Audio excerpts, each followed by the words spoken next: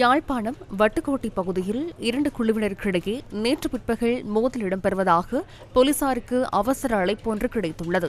இதற்கமைய போலீசார் சம்பவ இடத்திற்கு சென்றபோது ஒரு தரப்பினர் மற்றொரு தரப்பினருக்கு சொந்தமான மோட்டார் சைக்கிளுக்கு தீ வைத்திருந்ததாக எமது செய்தியாளர் தெரிவித்தார். இதன்போது ஒரு தரப்பினரிடமிருந்து போலீசார் மீது கட்பிரயோகம் மேற்கொள்ளப்பட்ட நிலையில் நிலைமையை கட்டுப்பாட்டிற்குள் கொண்டு வருவதற்காக வானத்தை நோக்கி போலீசார் துப்பாக்கிச்சூடு நடத்தியதாக போலீசார் தெரிவித்தனர். குறித்த பகுதியில் இரண்டு குழுக்களுக்கு இடையே அண்மை காலமாக இடம்பெற்ற தகராறு மோதலாக மாறியுள்ளதாக போலீஸ் ஊடகப் பிரிவு தெரிவித்துள்ளது.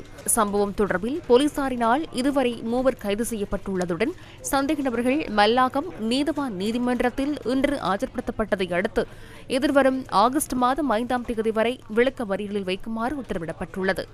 சம்பவத்தில் காயமடைந்த 3 வைத்தியசாலையில் சிகிச்சை பெற்று வந்த நிலையில் அவர்கள் இன்று சிகிச்சையினை நிறைவு செய்து வீடு திரும்பியுள்ளதாக போலீஸ் ஊடகப் பிரிவு தெரிவித்துள்ளது.